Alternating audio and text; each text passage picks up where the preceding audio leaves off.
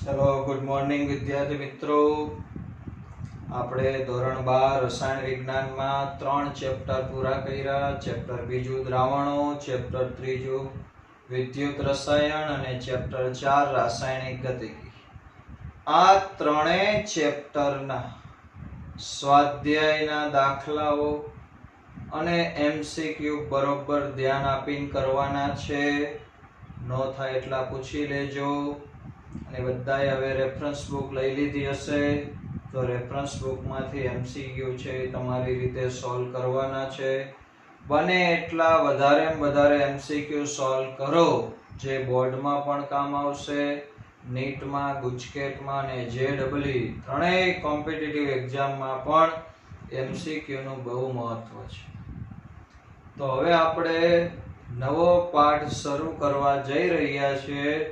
Chapter number 5 પુષ્ટ રસાયણ વિજ્ઞાન। તો એનો પહેલો લેક્ચર બરોબર ધ્યાન આપજો, બહુ સરસ મજાનો પાઠ છે। લેક્ચર 1 માં આપણે પુષ્ટ રસાયણ વિજ્ઞાન કોને કહેવાય અને તેની સામાન્ય માહિતી મેળવવાની છે। તો પુષ્ટ રસાયણ વિજ્ઞાન એટલે શું? તો કે નામ જ એવું છે, પુષ્ટ એટલે પૂઠું, પૂઠું એટલે બહારની સપાટી। કોઈ પણ પદાર્થની સપાટી પર થતી ઘટના સાથે સંકળાયેલું વિજ્ઞાન એટલે પુષ્ટ રસાયણ વિજ્ઞાન।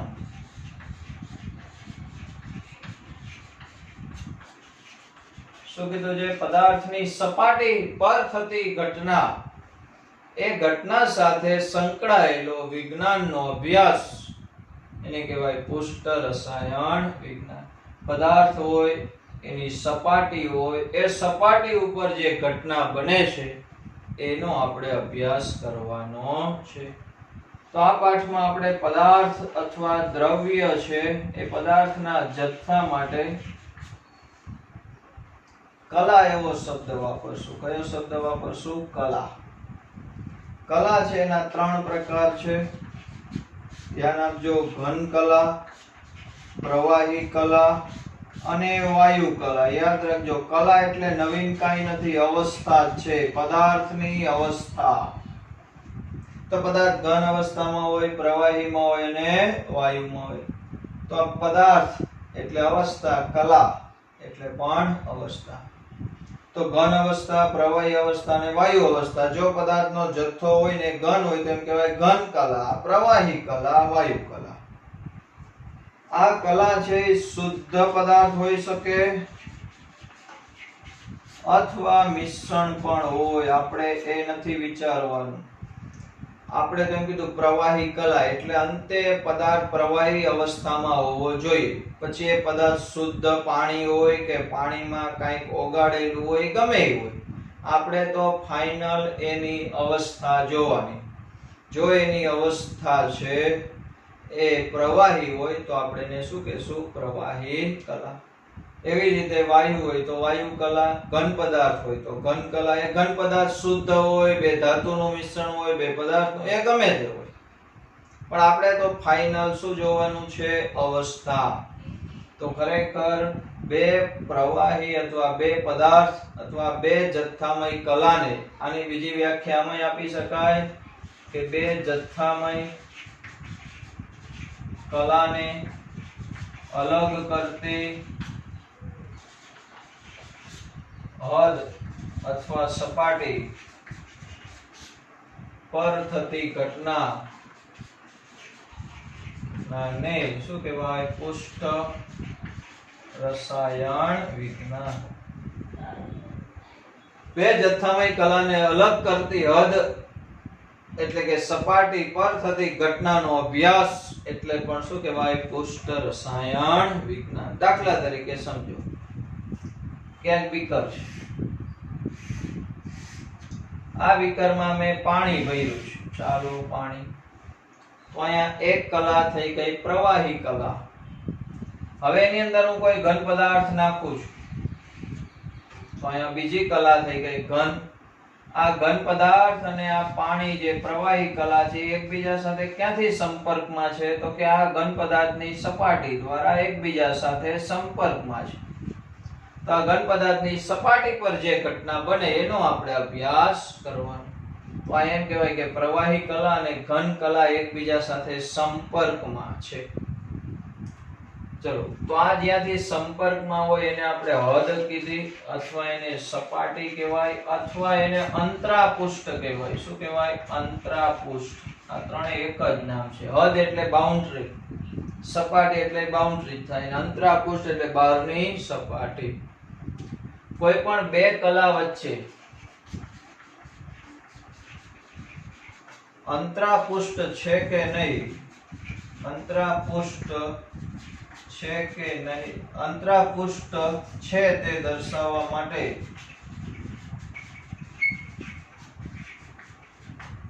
બે કલા વચ્ચે નાની આડી લીટી અથવા ઊભી લીટી કરવા, સ્લેશ અથવા હાયફન કરવા. દાખલા તરીકે મેં આમ લખ્યું હોય ઘન નાની આડી લીટી પ્રવાહી. આનો મતલબ શું થયો? તો કે ઘન કલા અને પ્રવાહી કલા એકબીજા સાથે સંપર્કમાં છે, પણ એ બેને અલગ કરતી અંતરાપૃષ્ઠ એટલે કે હદ એટલે કે સપાટી છે. એવી રીતે આમ લખી નાખું ઘન ઊભી લીટી વાયુ.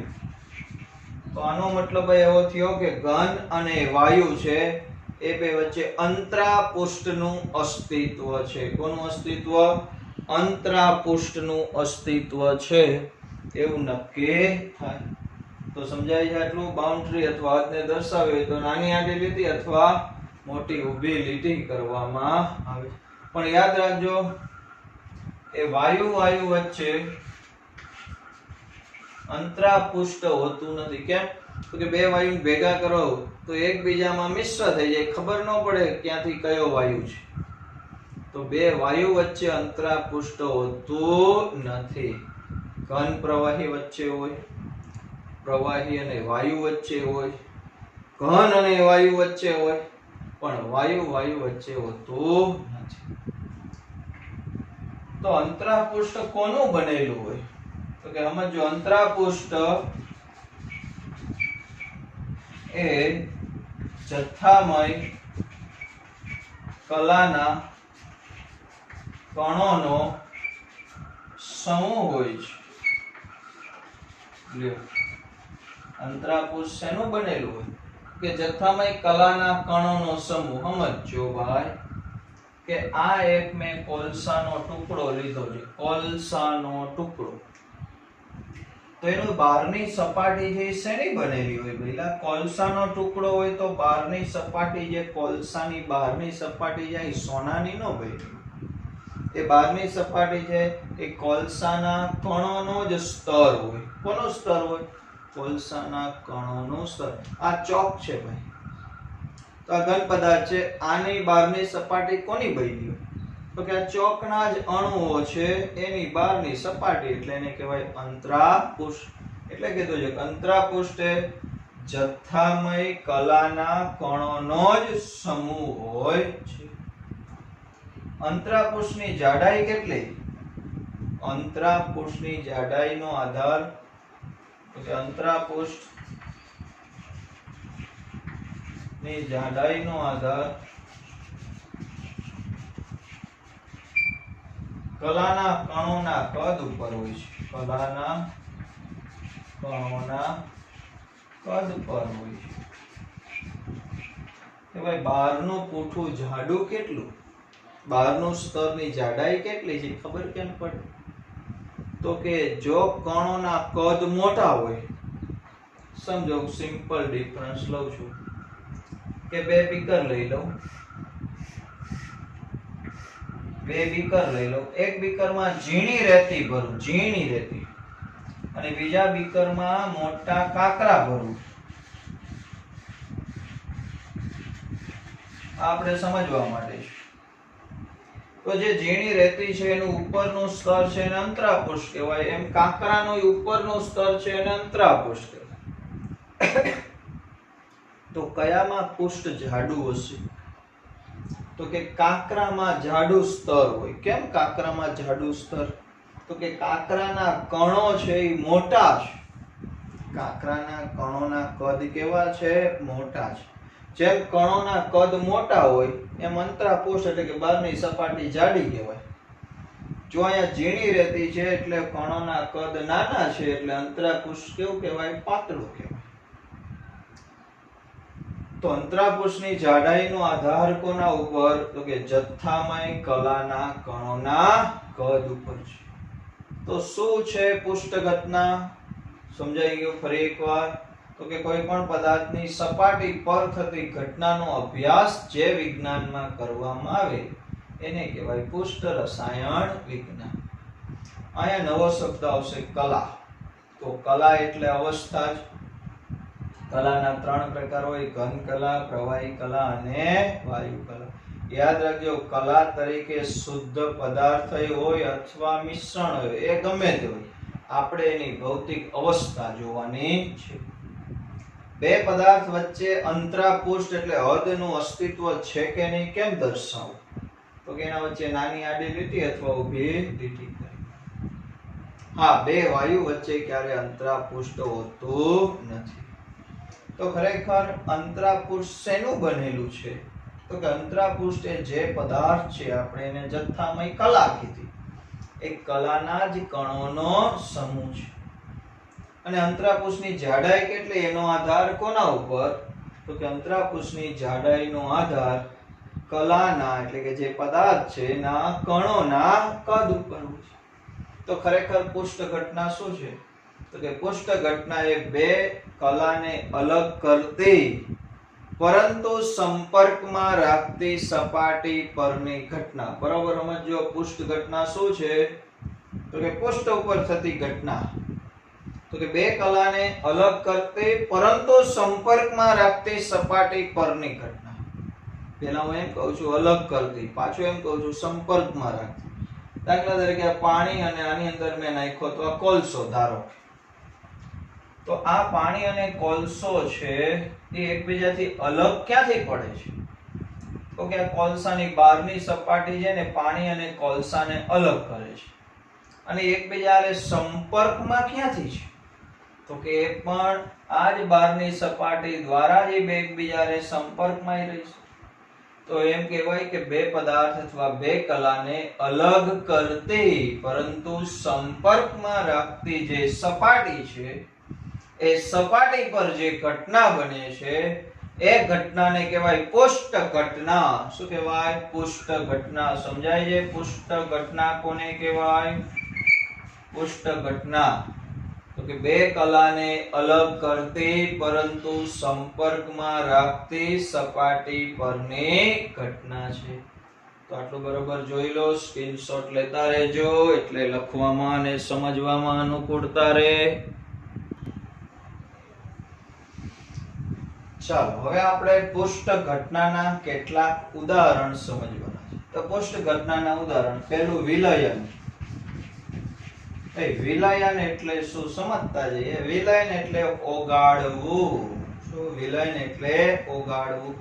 એક બીકર લીધું, બીકરમાં પાણી ભર્યું, એની અંદર ધારો કે સાકરનો ગાંગડો નાખી દઈ. ભાઈ કોનો ગાંગડો? સાકર. ખાવાની આવે સાકર એ. હવે સાકરનો ગાંગડો નાખી દીધો, મોટો ગાંગડો. તો ધીમે ધીમે સાકર ઓગળી જશે. ક્યાંથી ઓગળે સાકર? તો કે એ સુગર જે દ્રાવ્ય થાય છે તો એ ગાંગડો છે એની બહારની સપાટીથી એના અણુ ઓગળતા જશે અને અંદર દ્રાવ્ય થતા જશે. તો કોઈ પણ વિલયન ઘટના છે સપાટી પર થતી ઘટના કહેવાય. બીજું સ્ફટિકીકરણ. સ્ફટિકીકરણ એટલે શું? તો કે આ ધારો કે સાકર છે ને આપણે ઓગાળી નાખી. હવે સાકરના અણુઓ છે એ જુદા પડી ગયા છે. હવે તમે એને ઉકાળો, ઉકાળી થોડુંક જ દ્રાવણ વધે એટલે અતિ સાંદ્ર થઈ જાય ત્યાં સુધી ઉકાળો. પછી એની મેળે ઠંડુ પડવા દો. તો જે અણુઓ છૂટા પડી ગયા હતા એ છૂટા પડેલા અણુઓ ધીમે ધીમે ધીમે ધીમે એકબીજા સાથે જોડાતા જશે અને અમુક અમુક અણુઓના સમૂહ બનશે. આ અણુઓનો ચોક્કસ પ્રકારે બનેલો સમૂહ, અણુ હોય કે આયન હોય, એને કહેવાય સ્ફટિક. એ સ્ફટિક બનવાની ઘટના એટલે એને કહેવાય સ્ફટિકીકરણ. તો સ્ફટિકીકરણમાં અણુઓ ક્યાં જોડાયેલા હોય તો એકબીજાની અંદર ન ઘૂસી ગયા હોય, એ એકબીજા ઉપર સપાટીએથી આમ ચોંટતા જાય. જેમ કે ગુંદીનો લાડવો, તો ગુંદીના લાડવામાં ગુંદીઓ છે એકબીજા હારે ચોંટેલી હોય, અંદર ઘૂસી ગઈ હોય. ક્યાં ચોંટી હોય? સપાટી પર એકબીજા હારે સપાટીએથી ચોંટતી જાય, તો એને અવક્ષેપ કહેવાય. એટલે સ્ફટિકીકરણ એ કેવી ઘટના કહેવાય? પૃષ્ઠ પર થતી ઘટના. ત્રીજું ક્ષારણ. આપણે ભણી ગયા છે લોખંડનો કાટ લાગવો એને ક્ષારણ કહેવાય. ભાઈ તો લોખંડ ઉપર કાટ લાગે ક્યાં? સપાટી પર, તો એ પણ કેવી ઘટના કહેવાય? પૃષ્ઠ ઘટના. ચોથું ઇલેક્ટ્રોડની પ્રક્રિયા. ઇલેક્ટ્રોડ પરની પ્રક્રિયા એટલે કે વિદ્યુત ધ્રુવ પર થતી પ્રક્રિયા. આપણે કીધું તો વિદ્યુત ધ્રુવની વ્યાખ્યા જ મેં આપેલી કે વિદ્યુત કોષના દ્રાવણમાં ડુબાડેલી ધાતુની પટ્ટી કે ગ્રેફાઇટ જેવા અધાતુના સળિયા કે જેની સપાટી પર ક્યાં પ્રક્રિયા થાય? સપાટી પર ઓક્સિડેશન અથવા રિડક્શન. ટેનિયલ કોષમાં ઝીંકનો સળિયો ખવાતો હતો, ક્યાંથી ખવાય? સપાટી પરથી. કોપર બીજી બાજુ ચોંટતું હતું, તો ક્યાં ચોંટે? સપાટી પર. તો સપાટી પરની પ્રક્રિયા. તો આ બધી પ્રક્રિયા છે, આ બધી કઈ ઘટના છે? પૃષ્ઠ ઘટના. તો આપણે આ પાઠમાં એટલે કે પૃષ્ઠ રસાયણ વિજ્ઞાન શું કામ ભણીએ છીએ? તો કે આ પૃષ્ઠ પરની ઘટનાઓ છે એનો આપણા રોજિંદા જીવનમાં અને ઉદ્યોગ ક્ષેત્રે ઘણા મોટા પાયે ઉપયોગ. હજી એક આને લઈ લો ઉદાહરણ, ઉદ્દીપન. ભાઈ ઉદ્દીપન એ પૃષ્ઠ ઘટના છે કે ઘન ઉદ્દીપક તમે ઉમેરો પ્રક્રિયામાં એટલે વેગ વધે છે. તો એ ઘન ઉદ્દીપક છે એ શું કરે છે? દાખલા તરીકે આ ઉદ્દીપક છે, તો પ્રક્રિયકના અણુઓ છે ઉદ્દીપકની સપાટી પર આવીને ચોંટે છે અને નજીક નજીક આવે એટલે એના વચ્ચે પ્રક્રિયા થાય. ડિટેલમાં આપણે ભણશું આ પાઠ. તો આ પૃષ્ઠ ઘટનાઓ છે આપણા રોજિંદા જીવનમાં અને ઉદ્યોગોમાં મોટા પાયા પર એનો ઉપયોગ થાય છે. એટલે આપણે જુદી જુદી પૃષ્ઠ ઘટનાઓ છે એનો ડિટેલમાં અભ્યાસ કરવાનો છે. પણ સમજો કે કોઈ પણ પૃષ્ઠ ઘટના સમજવી હોય તો પહેલી વાત આપણી પાસે સંપૂર્ણ શુદ્ધ પૃષ્ઠ હોવું જોઈએ. એટલે કે આપણે કોઈ પણ પદાર્થ, દાખલા તરીકે આ ડસ્ટર છે, આ ડસ્ટરની આ સપાટી છે, આ ડસ્ટરની સપાટી પર વાયુના અણુઓનું કેવી રીતે આવન જાવન થાય છે, કઈ અથવા કયા પ્રકારના આકર્ષણ બળથી હવાના કે ધૂળના રજકણો આ ડસ્ટરની સપાટી પર ચોંટે છે, આ બધો મારે અભ્યાસ કરવો છે. તો પહેલા જ્યારે શરૂઆત કરવાની હોય અભ્યાસની, ત્યારે આ સપાટી છે સંપૂર્ણ શુદ્ધ હોવી જોઈએ. ડસ્ટરને આમ સાફ કરી નાખો તો 100% શુદ્ધ થાય? તો કે ન થાય. અમુક કણો કે અમુક વાયુના અણુઓ તો આના ઉપર ચોંટેલા રહી જ જવાના. તો આને મારે સંપૂર્ણ શુદ્ધ પૃષ્ઠ કેવી રીતના બનાવી શકાય? તો કે એના ઉપર 10⁻8 થી 10⁻9 પાસ્કલ આટલો ઉચ્ચ શૂન્યાવકાશ લાગુ પડવું પડે. ઉચ્ચ શૂન્યાવકાશ કેવી રીતના લાગુ પાડવાનું? તો કે એક પેટી લેવાની, આ પેટીની અંદર આ ડસ્ટર મૂકી દેવાનું, આ મૂકી દીધું. હવે શૂન્યાવકાશ લાગુ પાડવાનો એટલે આના અંદરથી હવા છે એને વેક્યુમ પંપ દ્વારા ખેંચી લેવાની. એટલે બધી હવા ખેંચો, ખેંચતા જાવ એમ આની અંદરનું દબાણ ઘટતું જાય અને ઘટીને કેટલો થઈ જવું જોઈએ? તો આંકડો યાદ રાખવાનો છે 10⁻8 થી 10⁻9 પાસ્કલ. આટલું ઉચ્ચ શૂન્યાવકાશ લાગુ પાડો એટલે આ સપાટી પર ચોંટેલું બધા જ વાયુ કે કણો છે એ બહાર નીકળી જવાના અને આ પૃષ્ઠ મળશે આપણને સંપૂર્ણ શુદ્ધ. કેવું મળશે? સંપૂર્ણ શુદ્ધ. પણ જો આને વળી પાછો હું બહાર કાઢું, ઓહો, તો પાછા જેના તે વાયુના અણુઓ આવી ચોંટી જાય. તો મારે આને સંપૂર્ણ શુદ્ધ જાળવી રાખવું હોય તો એને મારે શૂન્યાવકાશમાં જ સંગ્રહી રાખવું પડે. જો બહાર કાઢું તો એના ઉપર કંઈક ને કંઈક પદાર્થ આવી ચોંટી જવા. તો આપણે આ પાઠની અંદર પુસ્તક ઘટના નો અભ્યાસ કરવાનો છે. તો આ પાઠની અગત્યની આપણે 3 બાબત પહેલા સમજશું. અધિશોષણ, પછી અપશોષણ અને પછી અવશોષણ. આ ઘટના, ઉદ્દીપનની ઘટના, પછી કલીલ, આ બધું આ પાઠમાં બહુ મજાનું છે. તો પહેલા આપણે વાત કરવી છે અધિશોષણ. હવેથી પ્રશ્ન શરૂ થાય છે. તો પહેલા જોઈએ અધિશોષણ એટલે શું, ઉદાહરણ આપી સમજાવો. આવો પ્રશ્ન પૂછાય. અધિશોષણ, અધિશોષણ ઉદાહરણ આપી સમજાવો. આવો પ્રશ્ન હોય. અધિશોષણની ઘટના ઉદાહરણ આપી સમજાવો. સમજો. આપણે ઘન પદાર્થનું ઉદાહરણ લઉં છું કે ઘન પદાર્થની સપાટી પર એટલે કે પૃષ્ઠ પર સંપર્કમાં આવતા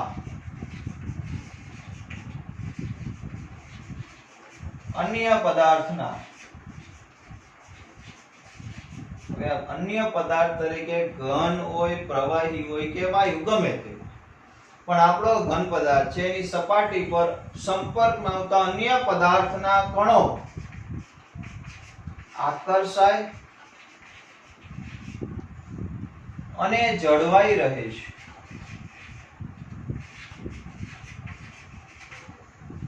એ અન્ય ઘન પદાર્થના અણુ આકર્ષાય અને જળવાઈ રહે તથા તેની સાંદ્રતા એટલે કે આવનાર પદાર્થની સાંદ્રતા જથ્થાના અંદરના ભાગ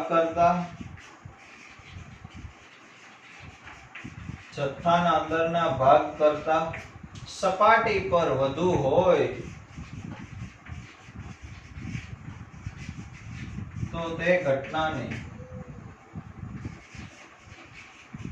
અધિશોષણ કહે છે. બરોબર સમજો. હવે આપણે આ વ્યાખ્યા સમજાવશું. તો એ ઘટનાને શું કહેવાય? અધિશોષણ. બરોબર વ્યાખ્યા ધ્યાનથી જો એકવાર કે ઘન પદાર્થની સપાટી પર સંપર્કમાં આવતા અન્ય પદાર્થના કણો આકર્ષાય અને જળવાઈ રહે તથા તેની સાંદ્રતા જથ્થાના અંદરના ભાગ કરતા સપાટી પર વધુ હોય તો એને શું કહેવાય? અધિશોષણ. સમજો કે આ એક બીકર છે, એની અંદર ખાંડ છે, પણ ખાંડનું પીળા રંગનું દ્રાવણ છે, પીળા રંગની ખાંડનું દ્રાવણ. હવે તમને પ્રશ્ન થાય, ભાઈ ખાંડ છે કાંઈ પીળા રંગની હોય? હા, ખાંડ શેરડીમાંથી બને. જેવી શરૂઆતમાં ખાંડ બને એટલે એની અંદર શેરડીના રસનો જે પીળો કલર હોય ખાંડમાં આવે. એટલે આ ખાંડની અંદર પીળા રંગના અણુ છે. આપણે આ ખાંડ છે એને આ પાણીની અંદર ઓગાળી દીધી. ક્યાં ઓગાળી દીધી? પાણીમાં. તો પાણીમાં ખાંડ ઓગળી ગઈ અને પીળા રંગ છે એ પાણીમાં વેચાઈ ગયો છે. જો આ પીળો રંગ છે, આવડા બધા અણુ ન હોય તો તમને દેખાય નહીં.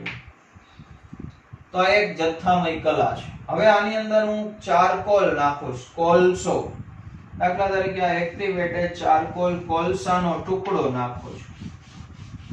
શું નાખ્યું? કોલસાનો ટુકડો.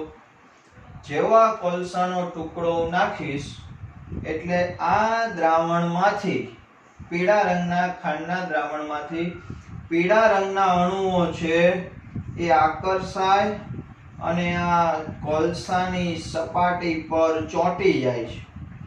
કોણ ચોંટી જાય છે? પીળા રંગના અણુઓ.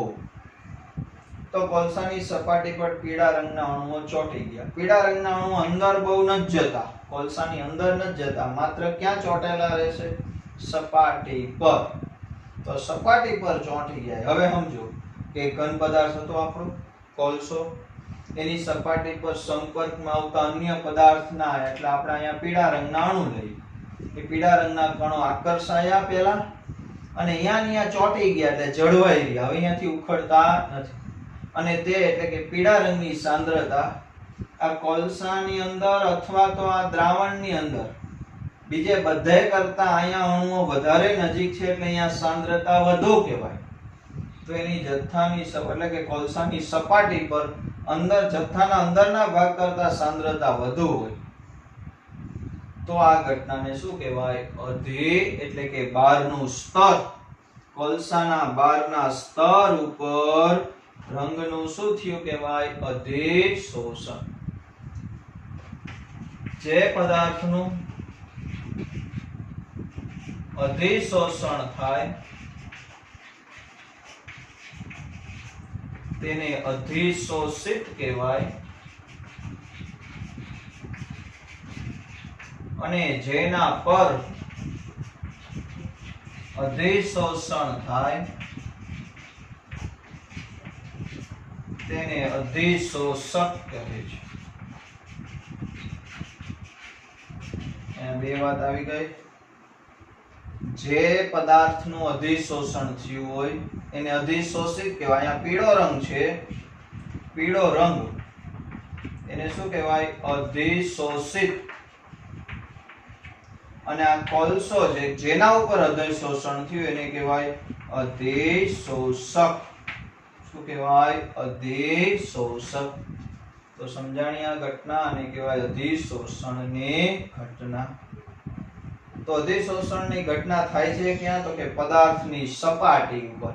જેટલી સંપર્ક સપાટી વધારે, સંપર્ક સપાટી વધુ તેટલો સારો અધિશોષક કહેવાય.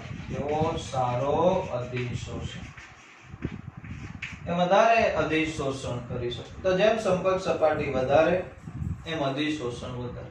એટલે કે કોલસાના ટુકડા કરતા જો કોલસાનો પાવડર કરો તો સંપર્ક સપાટી વધતી જાય. દાખલા તરીકે આ ટુકડો છે ચોકનો, અત્યારે તમે એને જ્યાં જ્યાં અડી શકો એની સંપર્ક સપાટી અંદર તો અડી જાઓ કે પણ હું આ ચોકના ટુકડાના 2 ટુકડા કરી નાખું તો પહેલા જેટલી તો સંપર્ક સપાટી રહેવાની, પણ વધારાની આ ખુલ્લી થઈ એ બહારની જે અંદરની જે સપાટી ખુલ્લી થઈ ગઈ, અહીંયા અધિશોષણ થાય.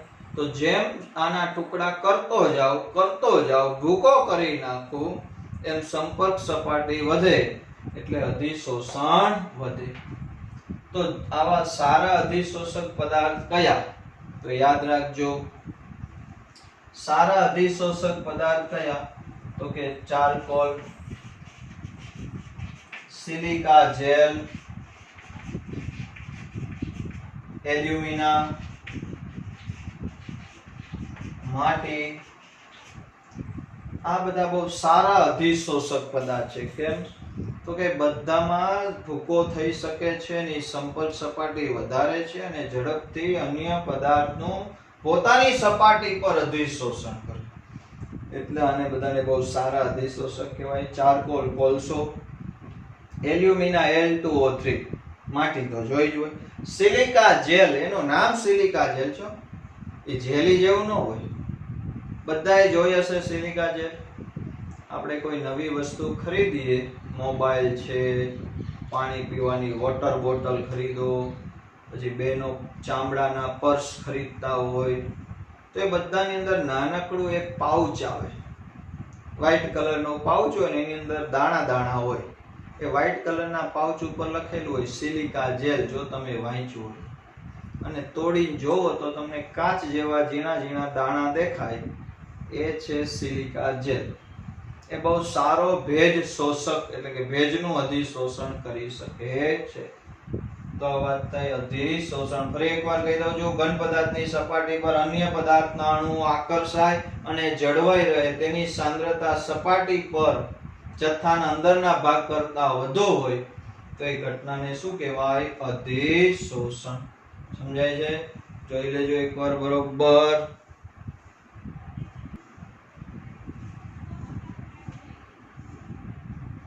ચલો હવે આ અધિશોષણ ઘટનાના આપણે 2-4 ઉદાહરણ જોવાના છે. પહેલું ઉદાહરણ સમજીએ. કોઈ પણ વાયુ હોય O2 N2 CO2 ગમે તે વાયુ લઈ લો. હવે સમજો અધિશોષણ થાય છે કે નહીં સમજવું છે. તો આપણે એક પાત્ર લઈએ. પાત્રમાં આપણે નીચે ચારકોલનો ભૂકો ભરી દઈએ. શું ભરી દીધું? ચારકોલ. અને આ પાત્રમાં બંધ કરી દીધું. એની અંદર વાયુ દાખલ કરી દીધો. ગમે તે એક વાયુ દાખલ કરી દીધો. આ વાયુનું શરૂઆતનું દબાણ છે P1 દબાણ છે. વાયુ નિશ્ચિત જથ્થાનો વાયુ દાખલ કરી દીધો. P1 દબાણ છે. હવે થોડીક રાહ જોઈએ. અહીંયા બેરોમીટર જોડેલું છે, એમાં દબાણ બતાવે છે P1. હવે થોડીક વારમાં હળવે દબાણ ઘટે છે. ભાઈ દબાણ ઘટ્યું કેમ? તો કે આમાંથી અમુક વાયુના અણુઓ છે ચારકોલની સપાટી ઉપર એ અણુ અધિશોષણ થયું છે. એટલે અહીંયા વાયુના અણુની સંખ્યા ઘટતી ગઈ. ભાઈ વાયુના અણુની સંખ્યા ઘટે તો વાયુનું દબાણ ઘટે. તો કહી શકાય કે અહીંયા વાયુના અણુનું ચારકોલની સપાટી પર શું થયું? અધિશોષણ. કેમ ખબર પડી? તો કે એનું દબાણ ઘટ્યું. એટલે બીજી ઘટના યાદ કરી કે કોઈ પણ કાર્બનિક પદાર્થ લઈ લો ચાલો, અથવા કોઈ પણ રાસાયણિક પદાર્થ. આપણે મિથિલિન બ્લુ લઈ લઈએ. મિથિલિન બ્લુ ગળી જોઈએ ને, ગળી કપડામાં લગાવવાની ગળી. મિથિલિન બ્લુ છે, એનું આપણે ચોક્કસ સાંદ્રતા વાળું દ્રાવણ બનાવ્યું. આ એક બીકર લઈ લીધું, એની અંદર પાણી નાખી દીધું અને એની અંદર મિથિલિન બ્લુ નાખી એટલે સાઈ જેવો કલર આવશે. વાદળી રંગનું દ્રાવણ બની ગયું. કેવા રંગનું? વાદળી. હવે વાદળી રંગ કેટલો આવે એનો આધાર કોના ઉપર? તો કે આ મિથિલિન બ્લુના અણુની દ્રાવણમાં સાંદ્રતા કેટલી છે એના ઉપર. અત્યારે ઘણું મિથિલિન બ્લુ નાખ્યું છે એટલે સરસ વાદળી રંગ છે. હવે એની અંદર હું ચારકોલનો ભૂકો નાખી દઉં, થોડોક કોલસાનો ભૂકો નાખી દઉં, હલાવી નાખું, પછી બેસી જાવ શાંતિથી. જેમ અત્યારે લોકડાઉનમાં શાંતિથી જ બેઠા છે. થોડીક વાર રાહ જોઈએ તો ધીમે ધીમે શું થશે? આ રંગ ઝાંખો થતો જશે. ભાઈ દ્રાવણનો રંગ ઝાંખો થાય. તો એ દ્રાવણનો રંગ ઝાંખો કેવી રીતે થયો? તો કે દ્રાવણ નથી ઘટ્યું, એ તો એટલો ને એટલું જ. પણ એમાંથી મિથિલિન બ્લુના જે અણુઓ છે એનું આ ચારકોલની સપાટી પર અધિશોષણ થયું. એટલે દ્રાવણમાંથી મિથિલિન બ્લુના રંગના જે અણુઓ છે એનું ચારકોલની સપાટી પર અધિશોષણ થયું. એટલે દ્રાવણનો રંગ ઘટ્યો. તો બીજું ઉદાહરણ છે. ત્રીજું ઉદાહરણ લઈ લઈએ અધિશોષણ. દાખલા તરીકે પરિષ્કૃત ખાંડ. પરિષ્કૃત ખાંડ એટલે કાચી ખાંડ. એ કાચી ખાંડ છે ને પીળા રંગની હોય. હમણાં જ મેં થોડીક વાર પહેલા જ કીધું પીળા રંગની ખાંડ છે. હવે પીળા રંગની ખાંડ છે એનું દ્રાવણ બનાવી નાખીએ. પાણીમાં એનું દ્રાવણ બનાવ્યું અને આ દ્રાવણને આ ચારકોલની સપાટી છે. એવી સપાટી છે, આ ચારકોલ પાથરેલી સપાટી છે. ચારકોલ. આ દ્રાવણને પીળા રંગના દ્રાવણને અહીંથી પસાર કરો સપાટી પરથી. એ દ્રાવણ છે સપાટી પરથી પસાર થઈને અહીંયા નીચે આવે ત્યાં એ દ્રાવણ છે રંગવિહીન બની જાય. તો એ દ્રાવણમાંથી બધો રંગ કોણે શોષી લીધો? તો કે ચારકોલના કણોએ. પણ એની સપાટી ઉપર જ શોષાય છે. એટલે પણ કઈ ઘટના થઈ? અધિશોષણ. આવી જ રીતે સિલિકા જેલ. સિલિકા જેલ દ્વારા વાતાવરણમાંથી ભેજનું અધિશોષણ.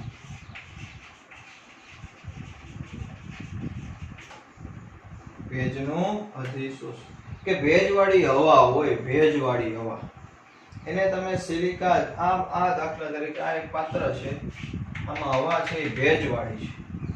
અહીંયા હું સિલિકા જેલ ભરેલું એક સિલિન્ડર રાખી દઉં. આની અંદર શું ભર્યું છે? Silica gel. આ હવાને અહીંથી આમ પસાર કરું ને હવા અહીંયા બહાર આવે ને એટલે શુષ્ક બની જાય. કેવી બની જાય? શુષ્ક. એમાંથી પાણી એટલે ભેજ બધો ક્યાં શોષાઈ ગયો? કે સિલિકા જેલની સપાટી. તો આ બધી કઈ ઘટના છે? તો કે માત્ર સપાટી પર થતી ઘટના એટલે કે અધિશોષણની ઘટના. સમજાય છે આટલું? બરોબર. ટેક્સ્ટ બુક માંથી જ વાંચવાનું છે. બોર્ડ ઉપર હું લખું છું એ સમજવા માટે કામ આવશે, પણ તમારે પ્રશ્ન અને એના જવાબ તો રેફરન્સ બુક અથવા ટેક્સ્ટ બુક માંથી જ તૈયાર કરવાના છે, પણ 2 વાર લખીને તૈયાર કરવાના છે. ચલો બરોબર જોઈ લેજો.